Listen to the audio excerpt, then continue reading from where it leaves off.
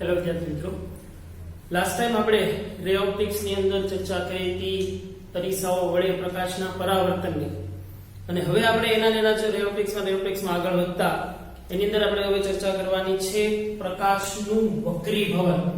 હવે વક્રીભવન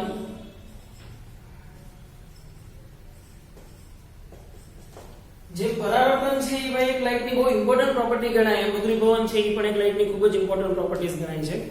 હવે વક્રીભવન એક્ઝેક્ટલી છે શું? આપણે ઘણી વખત અમુક ઘટનાઓ છે એ નોટિસ કરી હોય કે જ્યારે ભાઈ કોઈ પાણીનો ગ્લાસ હોય એની અંદર જ્યારે કોઈ તમે સળી અથવા તો કોઈ પેન તમે રાખો છો તો એનો પેનનો જે ભાગ પાણીની સપાટીની બહાર છે એ અને જે ભાગ પાણીની સપાટીની અંદર છે એ બંને સપાટીથી કંઈક અલગ પડતા હશે એવું દેખાતું હશે. તો એ બધી ઘટનાઓ છે એ શેના આધારે આપણે સમજી શકાય? તો કે ભાઈ પ્રકાશના વક્રીભવનના આધારે સમજી શકાય. તો આગળ જોઈએ કે ભાઈ જ્યારે માનો કે પ્રકાશનું કિરણ કોઈ એક માધ્યમમાંથી બીજા માધ્યમમાં ટ્રાવેલ કરે છે, મતલબ માનો કે આ બાજુ આ બધું માધ્યમ છે એ માધ્યમ 1 કહી દો,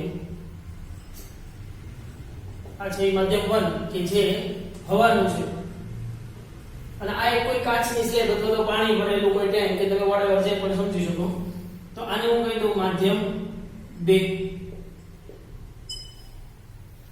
હવે જ્યારે કોઈ લાઇટ રેઝ અથવા તો પ્રકાશનું કિરણ આ સપાટી ઉપર ત્રાંસું ઇન્સિડન્સ થાય છે અથવા તો આપાત થાય છે, તો આ જે કિરણ છે એ મારું કયું કિરણ બનશે? આપાત કિરણ. સપાટીના જે બિંદુએ આપાત કિરણ આપાત થાય છે ભાઈ એ બિંદુએ જો હું એક સપાટીનો લંબ ડ્રો કરું, અમારો સપાટીનો નોર્મલ અથવા તો સપાટીનો લંબ, તો સપાટીના લંબ સાથે બનાવેલા ખૂણાને શું કહેતા હતા આપણે? આપાત કિરણે સપાટીના લંબ સાથે બનાવેલા ખૂણાને એનો આપાત કોણ I અથવા તો એંગલ ઓફ ઇન્સિડન્સ I કહેતા હતા.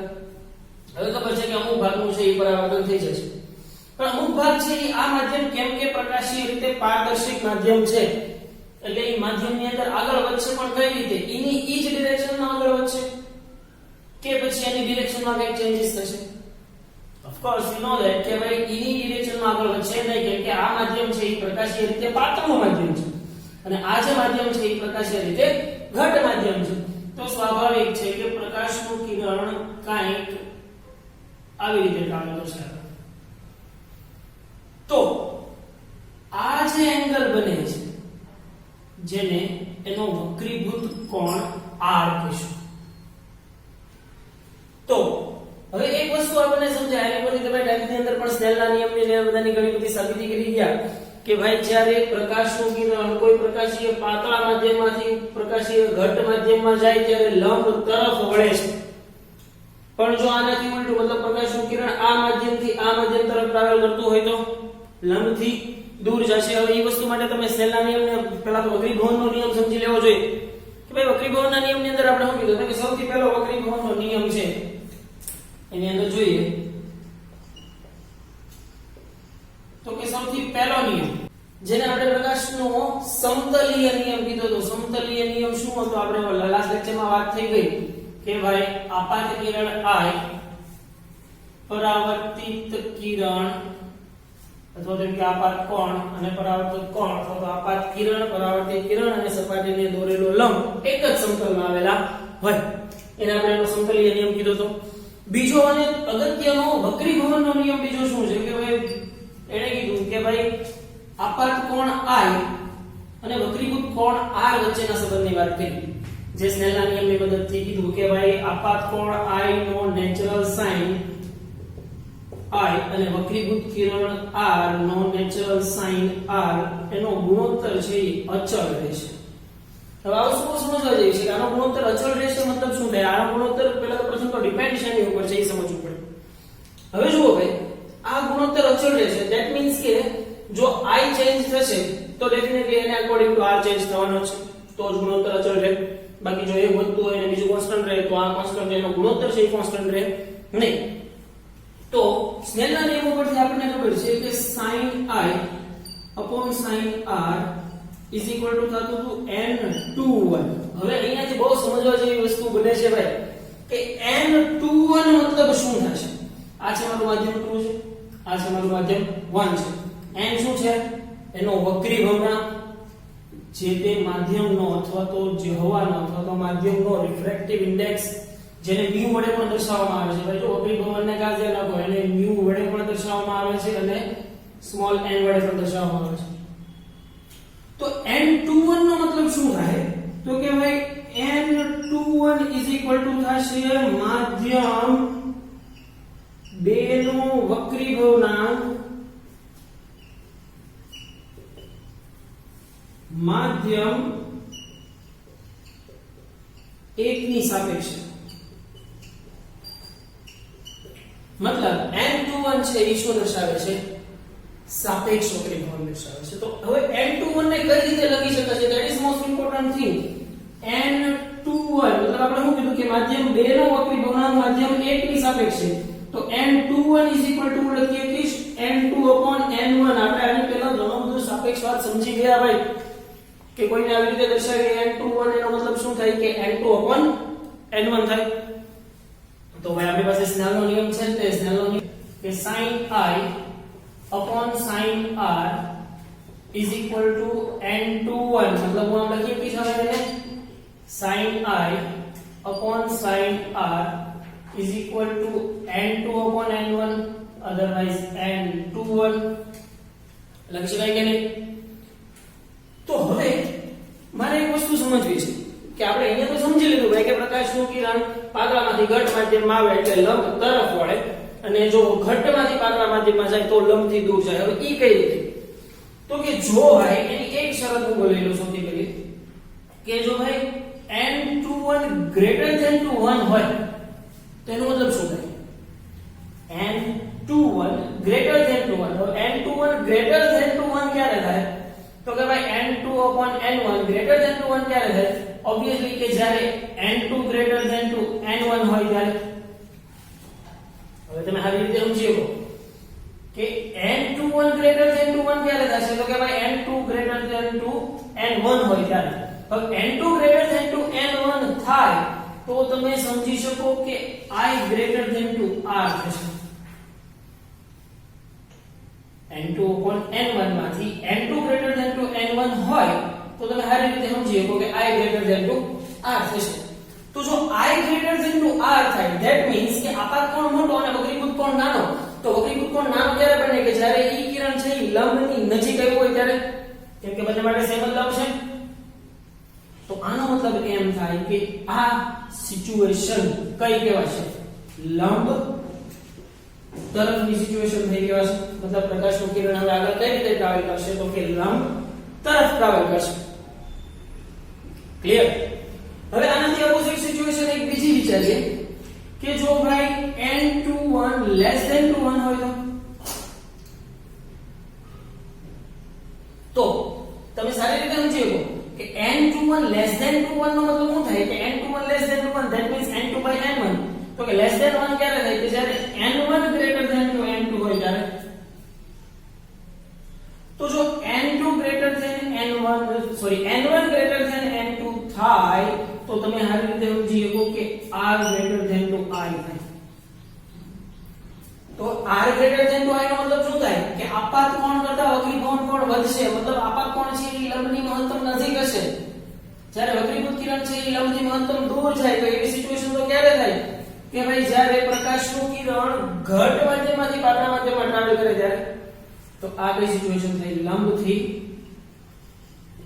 દૂર સિમ્પલ વાત છે ભાઈ હવે જો લંબ તરફ આવશે તો આ ટ્રાન્સફોર્મેશન કેવું હશે તો કે ભાઈ આ ટ્રાન્સફોર્મેશન છે ઈ પાતળાથી ઘટ તરફનું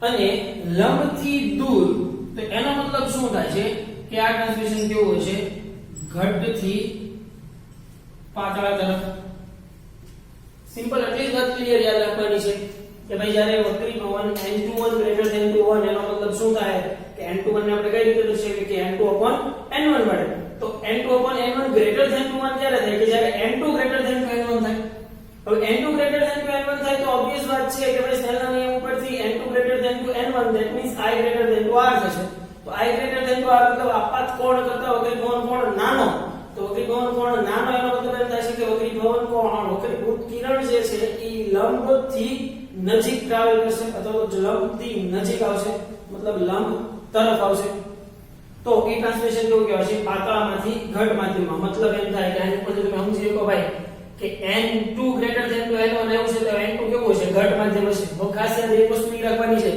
કે તમને નામ આપવામાં ઘણી વખત કન્ફ્યુઝન થાય તો ખાસ યાદ રાખવાનું જે માધ્યમમાંથી ટ્રાવેલ કરીને આવે છે એને નંબર 1 આપશો અને જે માધ્યમમાં જાય છે એને આપણે નંબર 2 આપશું ફરીથી પ્રકાશનું કિરણ જે માધ્યમમાંથી આવે છે જે માધ્યમમાંથી ટ્રાવેલ થઈને આવે છે એને નંબર 1 આપશું અને જે માધ્યમમાં જાય છે એને આપણે કહીશું નંબર 2 ક્લિયર તો એ જ રીતે જો હું શરત લઉં n21 લેસ ધેન 21 તો n21 લેસ ધેન 21 નો મતલબ શું થાય કે ઓબ્વિયસ વાત છે કે n1 greater than two n2 થશે તો હવે n1 ગ્રેટર ધેન 21 હવે n1 ગ્રેટર ધેન 21 મતલબ આ માધ્યમ માનો કે અહીંયા હું કોઈ આના કરતા પણ વધારે પ્રકાશીય રીતે ઘટ માધ્યમ બનાવી દઉં અને પ્રકાશનું કિરણ આવી રીતે ટ્રાવેલ કરાવું તો આ સિચ્યુએશન લાગુ પડશે લંબથી દૂર ઘટથી પાતળા તરફ ક્લિયર બાય વક્રીભવનના નિયમો તો આપણે જોયું એની જેમ સ્નેલનો નિયમ આપણને શું કહે છે કે ભાઈ sin i upon sin r is equal to n21 થશે જ્યાં ખાસ મેં કીધું એની જેમ n21 છે એ શું થશે સાપેક્ષ વક્રીભવનાંક થશે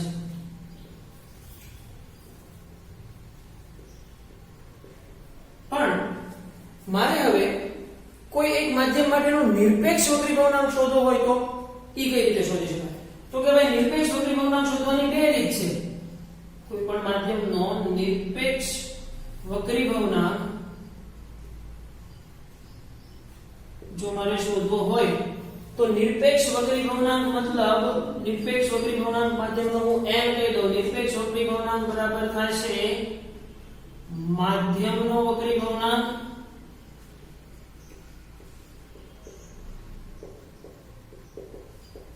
છેદમાં શૂન્યાવકાશ અથવા તો હવાનો વક્રીભવનાંક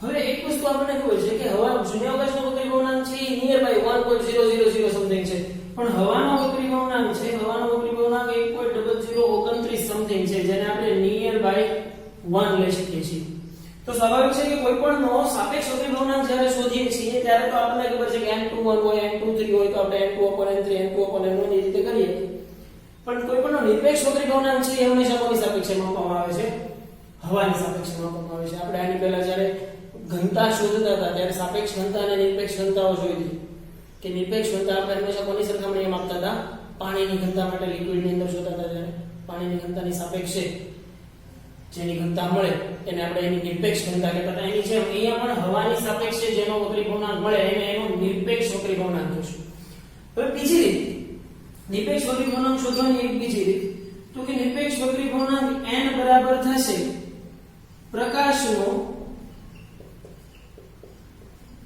હવામાં વેગ છેદમાં પ્રકાશનો માધ્યમમાં વેગ હવે હવામાં વેગ છે એ આપણને ખબર છે નિયર બાય શૂન્ય અવકાશ જેટલો જ વેગ લઈએ છીએ તો મતલબ આની ઉપરથી હું એમ કહી શકીશ કે n c/v c શું છે સ્પીડ ઓફ લાઇટ પડશેમાં હવામાં અથવા તો વેક્યુમ શૂન્યાવકાશની અંદર અને v શું છે માધ્યમમાં કોઈ પ્રકાશનો વેગ અધરવાઇઝ તમે આને આવી રીતે પણ લખી શકો v velocity of air upon velocity of medium va/vm પણ હવે મને ખબર છે કે va c થશે ભાઈ હવામાં પ્રકાશનો વેગ છે શૂન્યાવકાશમાં પ્રકાશના વેગ જેટલો જ છે પણ હવે એક વસ્તુ ખાસ સમજવાની છે કે જ્યારે પ્રકાશનું કિરણ ભાઈ કોઈ એક માધ્યમમાંથી બીજા માધ્યમમાં આવે છે ત્યારે કઈ કઈ પ્રોપર્ટીઝ ચેન્જ થતી હશે તો કે ભાઈ આ ઇમ્પિડન્સ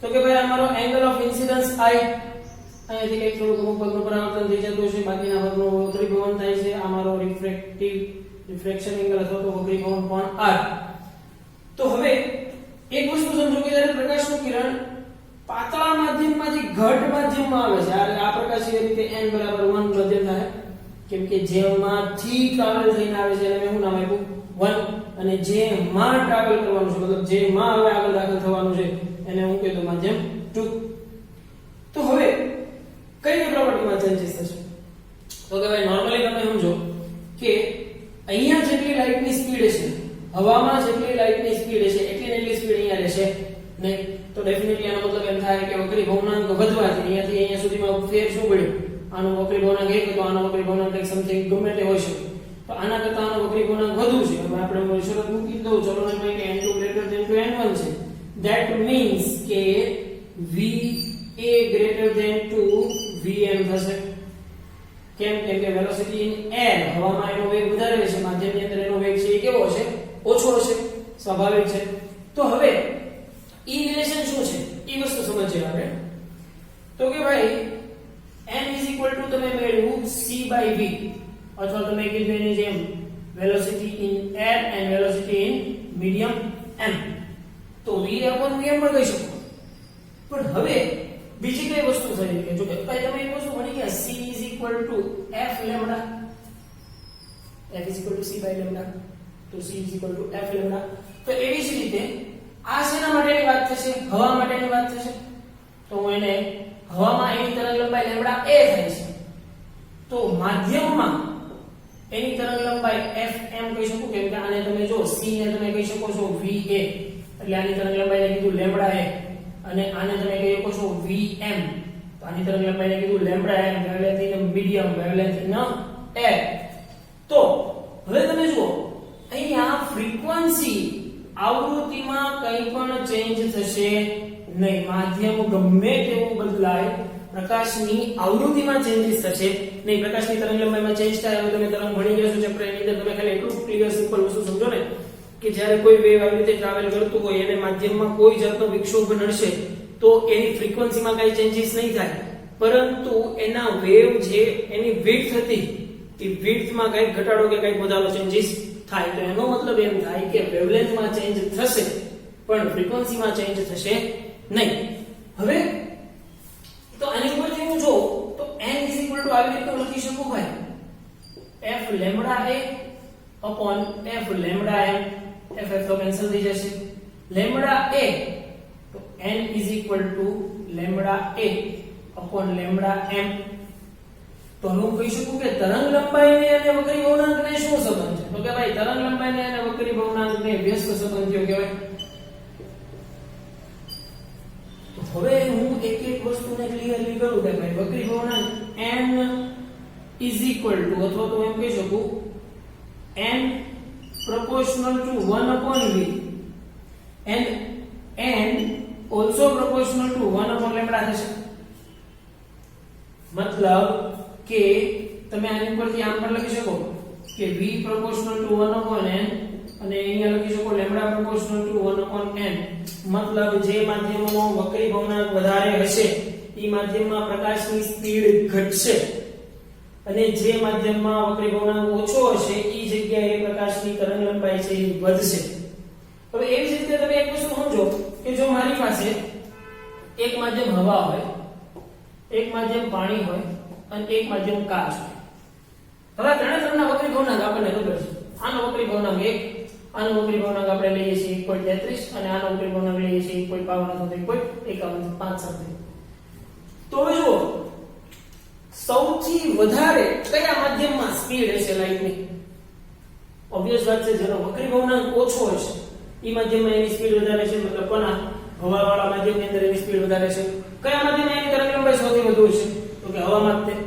પણ હું એમ કહું કે કયા માધ્યમમાં સૌથી ઓછી સ્પીડ હશે સૌથી ઓછી સ્પીડ ક્યાં હશે કે જ્યાં સૌથી વધારે વક્રી ભવનાંક હશે સૌથી વધારે વક્રી ભવનાંક કોનો છે તો કે કાચનો છે ભાઈ તો કાચનો વક્રી ભવનાંક સૌથી વધારે છે ધેટ મીન્સ કે ત્યાં લાઈટની સ્પીડ સૌથી ઓછી હશે અને ત્યાં લાઈટની વેવલેન્થ છે એ પણ કેવી હશે સૌથી ઓછી છે ક્લિયર ભાઈ ઓકે તો એની વસ્તુને હું દર્શાવું જો ભાઈ મારી પાસે છે તમને સારી રીતે ખબર છે કે n21 આપણે શું કરતા હતા n2/n1 થાય તો માનો કે n1 વાળા માધ્યમમાં પ્રકાશનો વેગ v1 છે, n2 વાળા માધ્યમની અંદર પ્રકાશનો વેગ v2 છે, તો n2/n1 શું લખી શકાશે?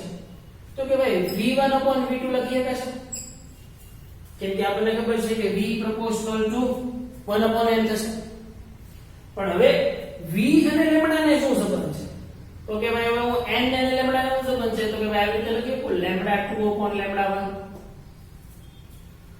તો આની ઉપરથી સ્નેલના નિયમ આપણે n21 આમ લખીએ sin i/sin r. હવે બીજી વધારે વસ્તુ સમજીએ કે ભાઈ n21 થાય છે n2/n1. તો જુઓ જોઈએ હું આ લખું એ સાચું પડી શકે ખરું? n21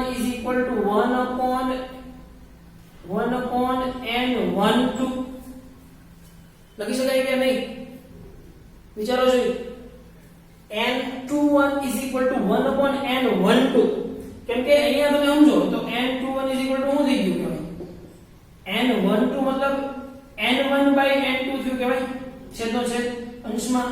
તો n21 n2/n1 જ આવ્યું જે આપણે અહીંયા વાત કરી તે n21 શું થઈ ગયું?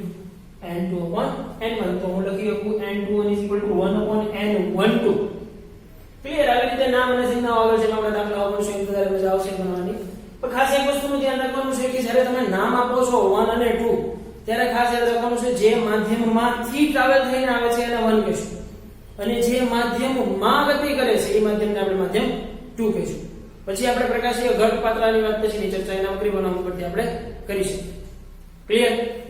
તો આપણે જે વસ્તુ સમજ્યા એની વસ્તુ ઝડપથી જોઈ છે કે વક્રી ભવનના સામાન્ય પરિચયની અંદર આપણે ખબર છે કે પ્રકાશ કિરણ જ્યારે એક માધ્યમમાંથી બીજા માધ્યમમાં દાખલ થાય છે ત્યારે થોડો ભાગ પરાવર્તન પામી તે જ માધ્યમમાં પાછો ફરે છે અને બાકીનો ભાગ બીજા માધ્યમમાં દાખલ થાય ત્યારે પ્રકાશનું કિરણ પુંજ તરીકે દર્શાવવામાં આવે છે. હવે બે માધ્યમોને જોડતી સપાટી પર ત્રાંસા આપાત થતા અને બીજા માધ્યમમાં પ્રવેશતા પ્રકાશ કિરણની પ્રસરણ દિશા બદલાય છે. પ્રસરણ દિશા બદલાય છે મતલબ આ ખરેખર જો પ્રસરણ દિશા એની આ જ હોવી જોઈએ એની બદલે પ્રસરણ દિશા બદલાય અને શિફ્ટ થાય છે. થોડું વસ્તુ શિફ્ટ થાય છે જેને આપણે આગળ જતા લેટરલ શિફ્ટ કહેવાના છીએ. એ ભણશું ત્યારે આગળ એની વધારે ડિટેલમાં ચર્ચા કરશું. તો આ ઘટનાને પ્રકાશનું વક્રીભવન કહેવામાં આવે છે. વક્રીભવનના સામાન્ય નિયમમાં સૌથી પહેલો નિયમ જે આપણો સમતલનો નિયમ હતો એ કે આપાત કિરણ વક્રીભૂત કિરણ અને બે માધ્યમોને જોડતી સપાટી પર આપાત બિંદુએ લંબ ત્રણેય એક જ સમતલમાં હોય છે. અને આપાત કિરણ અને વક્રીભૂત કિરણના નેચરલ સાઇનનો ગુણોત્તર અચળ રહે છે જેને આપણે આપાત કિરણનો સાઇન શું કીધો તો sin i અને વક્રીભવન કોણનો સાઇન શું કીધો તો sin r. એ બંનેનો ગુણોત્તર છે અચળ રહે છે. sin i sin r n2/n1 જેને આપણે સ્નેલનો નિયમ કીધેલો હતો. આની અંદર તમને મટીરીયલની અંદર સમજૂતી નંબર 2 સમજૂતી નંબર 3 એવું આપેલું હશે.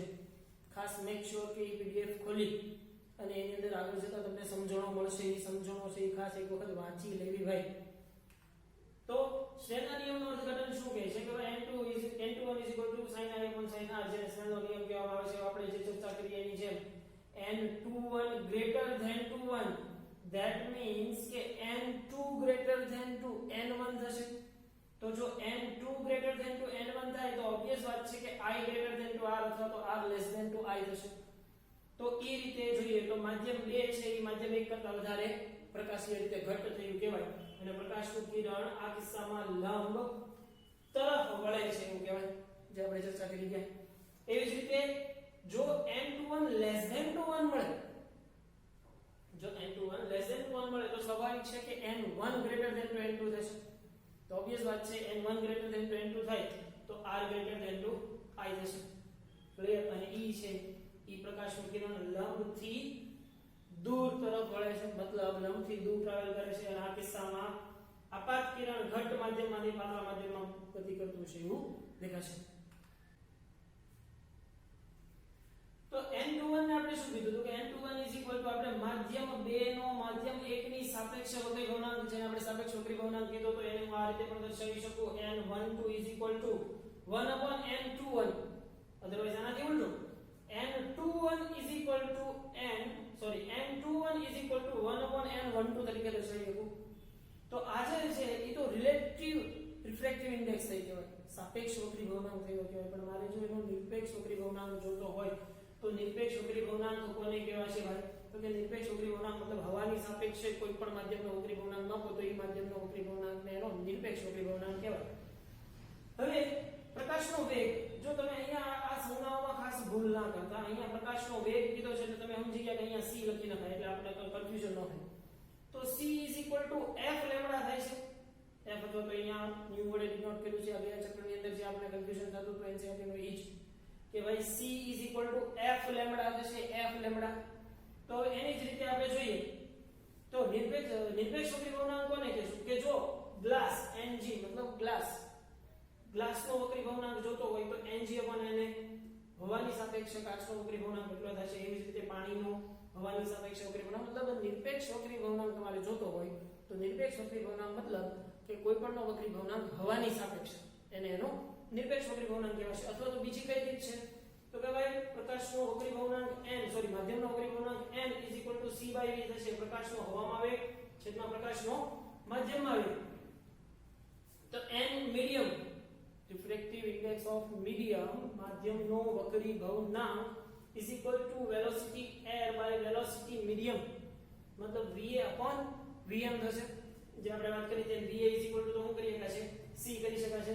પછી આ બધી જ કેલ્ક્યુલેશન આપણે જોઈ હતી અને લેમ્ડા સાથેનો સંબંધ મેળવ્યો હતો કે ભાઈ તો કે લેમ્ડા proportional to 1/n મળતું હતું.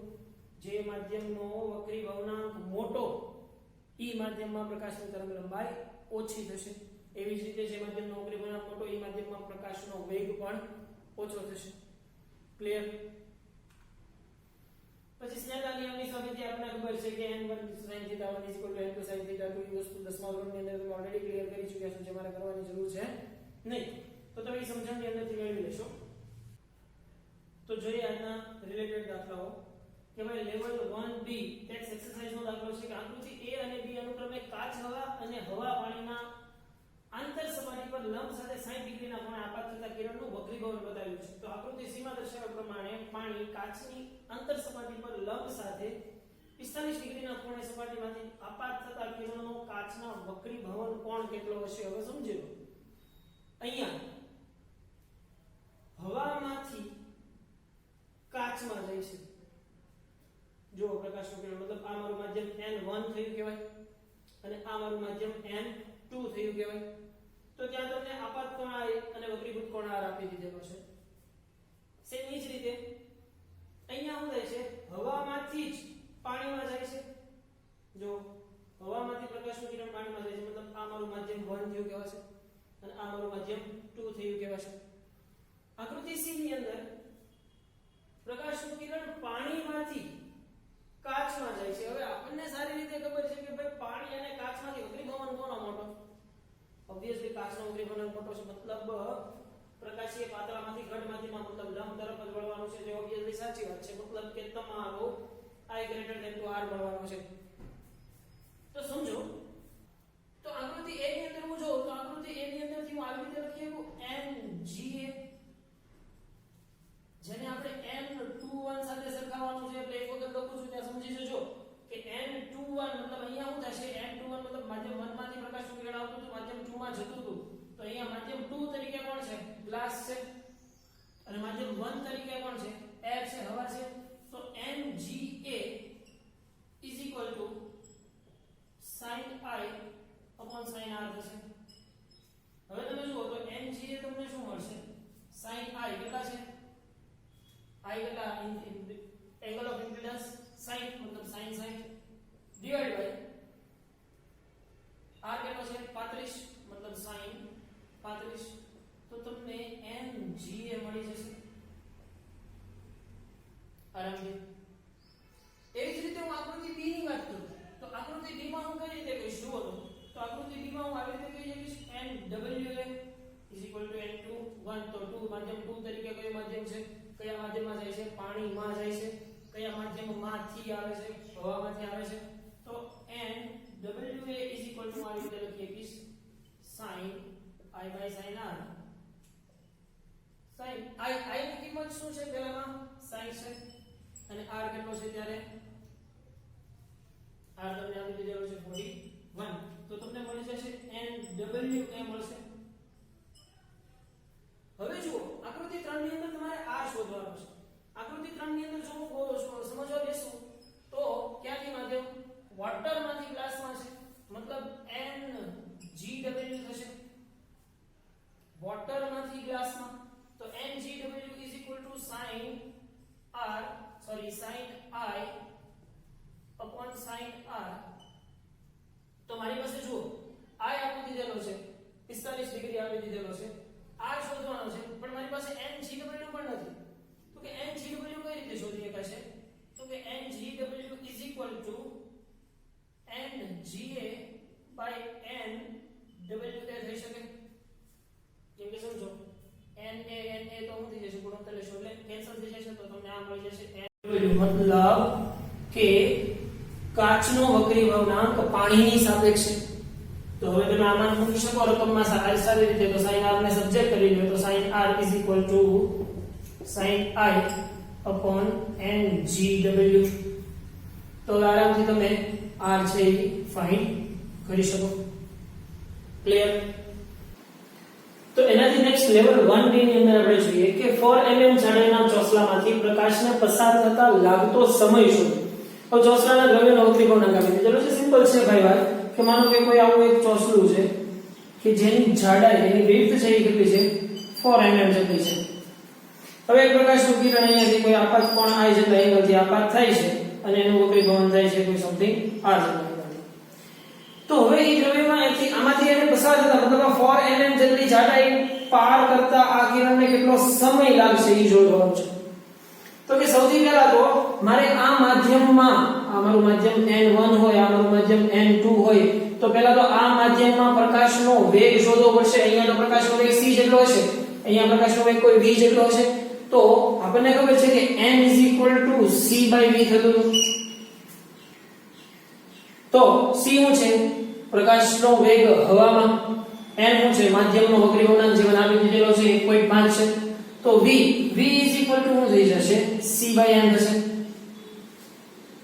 તો v તો મળી ગયો છે પણ મારે જાણવું છે કે આ વેગથી v જેટલા વેગથી આટલું અંતર કેટલા સમયમાં કપાય છે તો એક વસ્તુ મને ખબર છે કે ભાઈ v d/t v જેટલા વેગથી v જેટલું અંતર t સમયમાં કાપેલું હોય તો ટાઈમ t શું થશે d/v થશે તો મને v આપેલો છે તો v મને ખબર છે v કેટલો થાય છે c/n જેટલો તો t d/c/n તો ટાઈમ t શું થઈ જશે d × n/c તો તમને આરામથી b પણ આપી દીધેલો છે 4 mm n પણ આપી દીધેલો છે 1.5 અને c 3×10⁸ જે આપણને સારી રીતે ખબર છે મળી જાય આરામથી એની પછી જોઈએ કે આકૃતિમાં દર્શાવ્યા પ્રમાણે ચાર માધ્યમોના વક્રી ભવનાંક n1 n2 n3 અને n4 AB આપાત છે હવે જો AB આપાત કિરણ છે એ નિર્ગમન કિરણ DE જો આપાત કિરણ AB ને સમાંતર હોય જો અહીંયા તમને ચોખટ કરી દીધી છે કે માધ્યમ 1 માં પ્રકાશનું કિરણ AB રીતે ટ્રાવેલ કરે છે માધ્યમ 2 માં પ્રકાશનું કિરણ BC રીતે ટ્રાવેલ કરે છે માધ્યમ 3 માં પ્રકાશનું કિરણ CD રીતે ટ્રાવેલ કરે છે અને માધ્યમ 4 માં પ્રકાશનું કિરણ DE રીતે ટ્રાવેલ કરે છે પણ તમને અહીંયા શરત આપી દીધેલી છે ભાઈ કે DE જો આપાત કિરણ AB ને સમાંતર હોય તો નીચેનામાંથી કોના વક્રી ભવનાંક સરખા થશે તમને સિમ્પલ આમને ખબર પડી છે કે આ બંને એકબીજાને સમાંતર હોય એનો મતલબ શું થાય છે કે આ બંને એકબીજાને સમાંતર હશે મતલબ આ બેની ડિરેક્શન અથવા તો એમ કહેવાય કે આ બંને સમાન રીતે વક્રીભૂત થયેલા હશે તો જો સમાન રીતે વક્રીભૂત ક્યારે થઈ શકે કે જ્યારે બંનેના દ્રવ્યનો વક્રી ભવનાંક સમાન હોય ત્યારે મતલબ આનો વક્રી ભવનાંક n1 અને આનો વક્રી ભવનાંક n4 સમાન હોય ત્યારે હવે n2 અને n3 માં તમે આમ નામ જોઈ લો કે આ પ્રકાશ અહીંયા AB ની અંદર એની ડિરેક્શન આ છે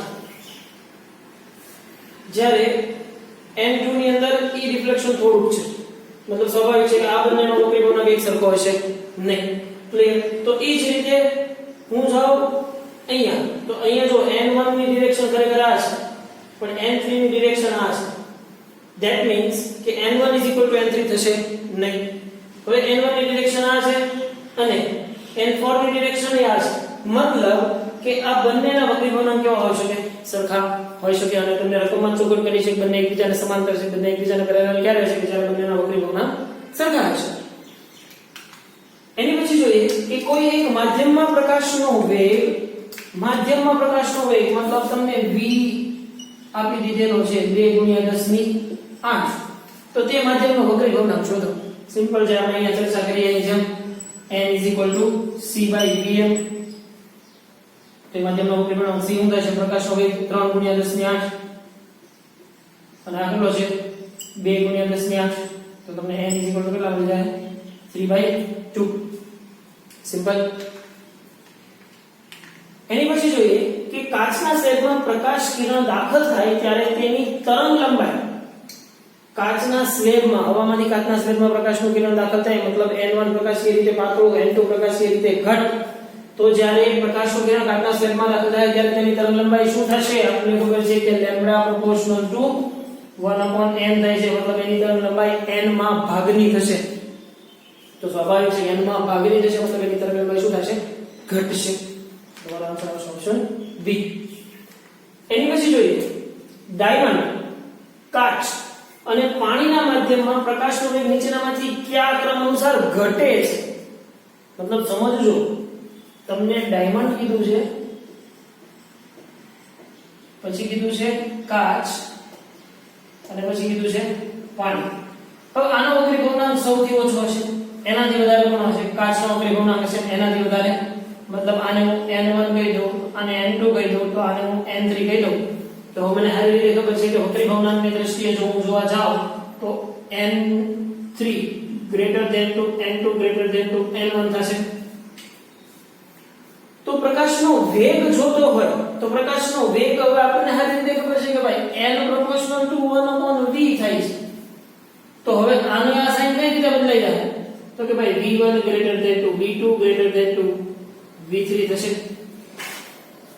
સિમ્પલ વસ્તુ છે કે જે માધ્યમનો વક્રી ભવનાંક વધુ હશે ત્યાં પ્રકાશનો વેગ ઓછો હશે તો આમાંથી ઓપ્શન તમે ચૂઝ કરી શકો પાણીમાં પ્રકાશનો વેગ સૌથી વધારે પછી કાચમાં અને પછી ડાયમંડમાં ક્લિયર એની પછી શૂન્યાવકાશમાં આપેલ પ્રકાશના વેગ ખાલી જગ્યા બદલાવાથી બદલાય છે હવે શૂન્યાવકાશમાં પ્રકાશનો વેગ બદલાશે નહીં પણ જો માધ્યમ બદલશો તો જ પ્રકાશનો વેગ બદલાશે મતલબ કંપ વિસ્તાર બદલાવાથી પ્રકાશનો વેગ બદલાશે નહીં આવૃત્તિ બદલાવાથી પ્રકાશનો વેગ બદલાશે નહીં તરંગ લંબાઈ બદલાવાથી નહીં પણ જો શૂન્યાવકાશની અંદર માધ્યમ કંઈક ચેન્જ કરવામાં આવે મતલબ શૂન્યાવકાશની અંદર વચ્ચે તમે કોઈ કાચની એક પ્લેટ મૂકી દો તો સ્વાભાવિક છે કે અહીંયાથી આવતું પ્રકાશનું કિરણ છે એ આ આટલા ભાગ દરમિયાન પ્રકાશનો વેગ છે એમાં કંઈક ફેરફાર થશે મતલબ જો માધ્યમ બદલવામાં આવે શૂન્યાવકાશની બદલે કોઈ xyz પાણી કાચ કે ગમે તે માધ્યમ બદલીએ તો એનો વક્રી ભવનાંક વક્રી ભવનાંક ચેન્જ થશે અને પ્રકાશનો વેગ પણ ચેન્જ થશે તો એની પછી આપણે જોઈએ કે એક વક્રી ભવનાંક વાળા હવાના માધ્યમમાંથી 300 નેનોમીટર તરંગ લંબાઈનો પ્રકાશનું તરંગ 1.5 વક્રી ભવનાંક વાળા માધ્યમમાં દાખલ થાય છે તો આપેલ માધ્યમમાં પ્રકાશની નવી તરંગ લંબાઈ શોધો ભાઈ તરંગ લંબાઈને અને વક્રી ભવનાંકને શું સંબંધ છે એ આપણને સારી રીતે ખબર છે કે ભાઈ n = lambda a/lambda m થતું હતું તો lambda a શું છે હવામાં પ્રકાશની તરંગ લંબાઈ અને lambda m શું છે માધ્યમમાં પ્રકાશની તરંગ લંબાઈ તો તમારે માધ્યમમાં પ્રકાશની તરંગ લંબાઈ શોધવી છે તો કે lambda m = lambda a/n થશે તો lambda a તમને આપી દીધેલી છે 300 નેનોમીટર અને m તમને આપી દીધેલો છે 1.5 તો તમને લેમ્બડા એમ આરામથી મળી જાય ભાઈ ક્લિયર એની પછી હવાના સંપર્કમાં રાખેલ કાચના સ્લેબ પર 5460 એંગસ્ટ્રોમ તરંગ લંબાઈ વાળો લીલો પ્રકાશ આપાત થાય છે જો કાચના દ્રવ્યનો વક્રી ભવનાંક 1.5 હોય તો કાચના સ્લેબમાં આપેલ પ્રકાશની તરંગ લંબાઈ સેમ આ જ પ્રમાણે ગણશો તમને હવામાં પ્રકાશની તરંગ લંબાઈ આપી દીધેલી છે લેમ્બડા a વક્રી ભવનાંક આપી દીધેલો છે n અને સ્લેબમાં મતલબ માધ્યમમાં પ્રકાશની તરંગ લંબાઈ લેમ્બડા m ફાઇન્ડ કરવાની છે આ જ પ્રમાણે તમને મળી જશે એની પછી 3 વક્રી ભવનાંક વાળી અને 4 mm જાડાઈની કાચની પ્લેટમાંથી પ્રકાશને પસાર થતા કેટલો સમય લાગશે કેટલી સેકન્ડ લાગશે આપણે જેમ હમણાં ગણી ગયા એની જેમ જ છે કે ભાઈ n શું થશે c/v થશે તો કે ભાઈ v c/n થાય તો કે v d/t પણ થાય છે અહીંયા d બરાબર 4 mm છે તો ટાઈમ t શું થશે d/v થાય તો ટાઈમ t હું કરી શકું ભાઈ nd/c n તમને વક્રી ભવનાંક આપી દીધેલો છે 3 વક્રી ભવનાંક d ચોસલાની જાડાઈ આપી દીધેલી છે 4 mm અને c line rate of speed. પાણીનો હવાની સાપેક્ષે વક્રી ભવનાંક 4/3 છે. કાચનો હવાની સાપેક્ષે વક્રી ભવનાંક 3/2 છે. તો કાચનો પાણીની સાપેક્ષે વક્રી ભવનાંક સમજો. પાણીનો હવાની સાપેક્ષે વક્રી ભવનાંક મતલબ n w એ આપી દીધેલું છે તમને, જે કેટલો છે 4/3 છે. પાણીનો હવાની સાપેક્ષે મતલબ n w એ થશે. એવી જ રીતે કાચનો હવાની સાપેક્ષે મતલબ n g એ તમને આપી દીધેલો છે, કેટલો છે 3/2 છે. તો કાચનો પાણીની સાપેક્ષે વક્રી ભવનાંક, કાચનો પાણીની સાપેક્ષે વક્રી ભવનાંક મતલબ શું થશે n g w થશે. n g w તમને ફાઇન્ડ કરવાનું છે. સિમ્પલ થઈ જાય ભાઈ. n g w જોતું હોય તો n g a upon n w એ કરીશ. જો આનાથી ઉલટું તમને એમ પૂછવું હોય કે પાણીનો કાચની સાપેક્ષે વક્રી ભવનાંક મતલબ n wg થાત તો આ ગુણોત્તર શું થઈ જાત, ઉલટાઈ જાત. તો તમને આ આપી દીધેલું છે ભાઈ n g એ કેટલું આપેલું છે 3/2 આપી દીધેલું છે અને n g w આપી દીધેલું છે 4/3. તો n g w તમારા માટે કેટલું થશે ભાઈ, તો કે 9/8 થશે. ક્લિયર. એની પછી નેક્સ્ટ જોઈએ કે 4.5 mm ઊંડાઈ ધરાવતી એક ટાંકી પાણી વડે સંપૂર્ણપણે ભરેલી છે. તો સૂર્યપ્રકાશને ટાંકીના તળિયા સુધી પહોંચતા લાગતો સમય સેમ આ જ કન્સેપ્ટમાં વાત કરવાની થશે કે ભાઈ એક પાણીની ટાંકી હોય કે આ પાણીની ટાંકીની ઊંડાઈ છે એ 4.5 મીટર છે, આખી સંપૂર્ણ પાણીની ભરેલી હોય તો સ્વાભાવિક છે કે પ્રકાશનું કિરણ જ્યારે અહીંયા આપાત થશે તો એને તળિયા સુધી પહોંચવા માટે લાગતો સમય મતલબ આટલી જાડાઈ પસાર કરવા માટે લાગતો સમય t હવે સાબિત કરવાની જરૂર નથી, nb/c થશે. ક્લિયર.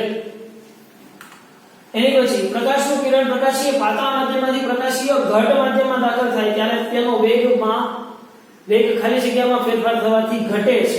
હવે જુઓ, પાતળા માધ્યમમાંથી ઘટ માધ્યમમાં મતલબ n1 પાતળું હશે અને n2 છે એ ઘટ હશે. તો એના વેગમાં શેના કારણે ફેરફાર થશે? આવૃત્તિમાં તો ઓબ્વિયસલી ચેન્જ થતો નથી, કંપ વિસ્તાર પણ નહીં, તો શેમાં ફેરફાર થાય? તરંગ લંબાઈમાં ચેન્જ થાય એટલે એના વેગમાં ફેરફાર થાય. કેમ કે આપણને ખબર છે v f લેમ્ડા થશે. તો એની તરંગ લંબાઈ આવૃત્તિ તો એની કેવી રહેશે, અચળ રહેશે. એની લેમ્ડામાં ચેન્જ થાય છે તો સ્વાભાવિક છે કે એના વેગમાં પણ ફેરફાર થશે. હવે બે વક્રી ભવનાંક ધરાવતા માધ્યમમાં 5000 એંગસ્ટ્રોમના વેગ 5000 એંગસ્ટ્રોમ તરંગ લંબાઈ વાળા વિદ્યુત ચુંબકીય તરંગનો વેગ શોધવાનો છે.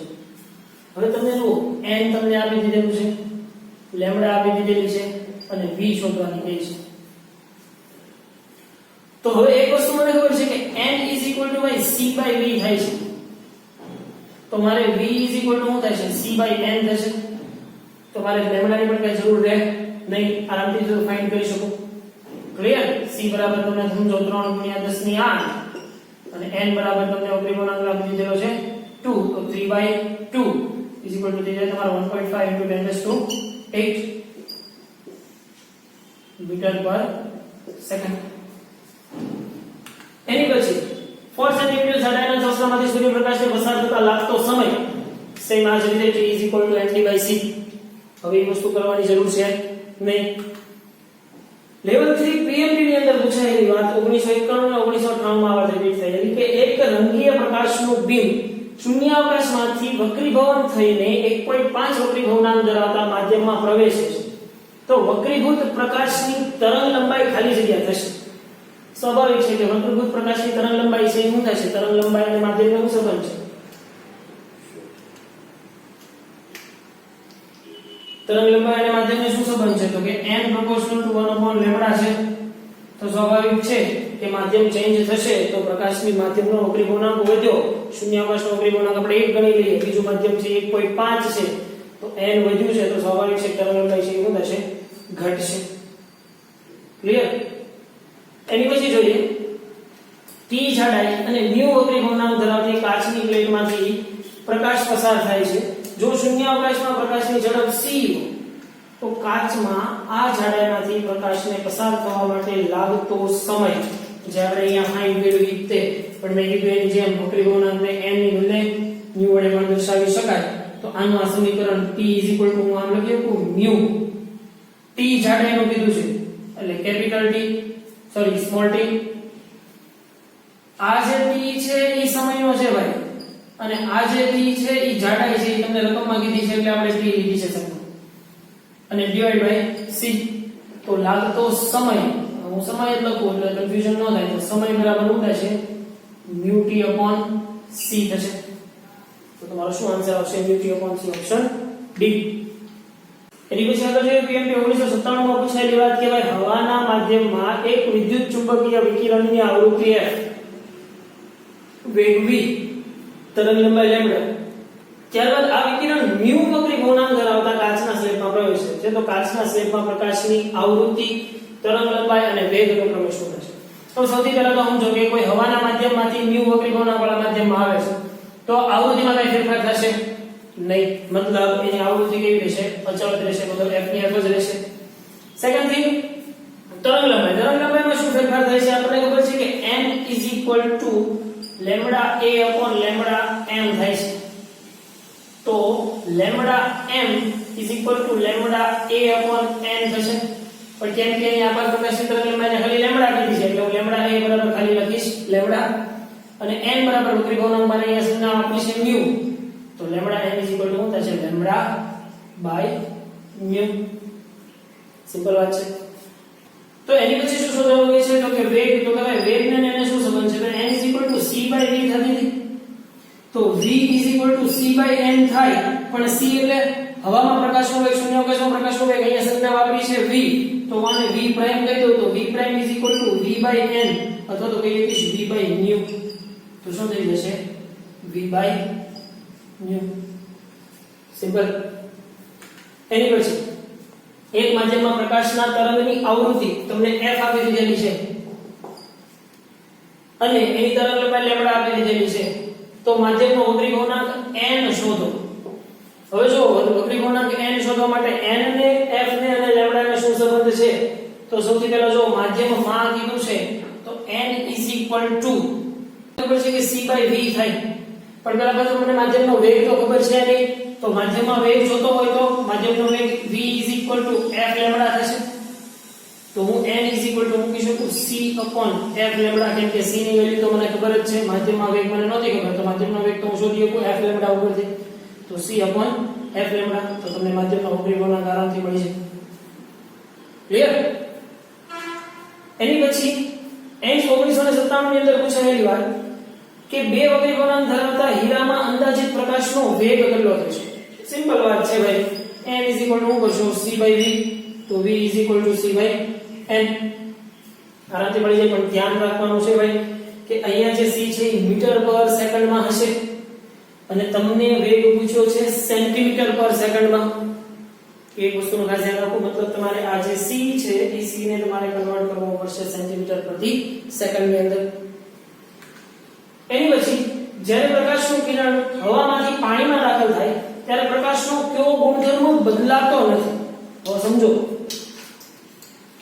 હવામાંથી પાણીમાં દાખલ થાય છે ત્યારે કયો ગુણધર્મ બદલાતો નથી. એક વસ્તુ બાકી કે આવૃત્તિ બદલાતી નથી. આપણે હમણાં જ વાત કરી તરંગ લંબાઈ બદલાશે આવૃત્તિ બદલાશે નહીં. ઝડપ બદલાશે યસ ઝડપ બદલાશે n c/v અનુસાર. રંગ યસ રંગ પણ બદલાશે. માધ્યમનો જેવો રંગ છે એવો પ્રકાશનો રંગ ધારણ કરી લેશે. કંપ વિસ્તાર યસ ઇન્ટેન્સિટી ખાસ યાદ રાખવાનું છે. ઇન્ટેન્સિટી છે જ્યારે આપણે ખબર છે ભાઈ કે જેટલો પ્રકાશનું કિરણ હવામાં મને જેટલું ઇન્ટેન્સ દેખાય છે એટલું ને એટલું શું પાણીની અંદર એની ઇન્ટેન્સિટી એની તીવ્રતા આટલી રહેશે નહીં રહે. કેમ કે એની ઇન્ટેન્સિટી એનો કંપ વિસ્તાર છે એ ઘટશે. તો સ્વાભાવિક છે કે ત્યાં પાણીની અંદર એ પ્રકાશની તીવ્રતા પણ ઓછી અનુભવ થશે. મતલબ ઝડપ પણ બદલાશે રંગ પણ બદલાશે કંપ વિસ્તાર પણ બદલાશે પણ આવૃત્તિ બદલાશે નહીં.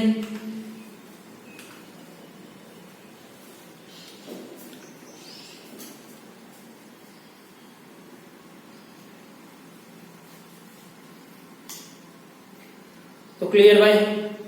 આજે આપણે આ બધા વક્રી ગુણાંક અને સેલના નિયમના આધારે પ્રકાશના તરંગ લંબાઈ વેગ અને વક્રી ગુણાંકને શું સંબંધ છે એ બધું ખાસ જોઈ લેશું. અને ખાસ તમારા મટીરીયલની અંદર જે આપણા થિયરીના પોઈન્ટ છે એ થિયરીના પોઈન્ટની અંદર સમજૂતી નંબર આપેલા છે એ સમજૂતી નંબર પણ ખાસ એક વખત જોઈ લેવાના છે. એને સરખી રીતે રેડી કરી લેવાના છે સંજ્ઞાઓની અંદર થોડું ઉપર નીચે હોય કોઈ ચિંતા કરવાની જરૂર નથી આપણે જે પ્રમાણે સંજ્ઞા આપીએ છીએ એ પ્રમાણે સંજ્ઞા તમે આપી શકો રેડી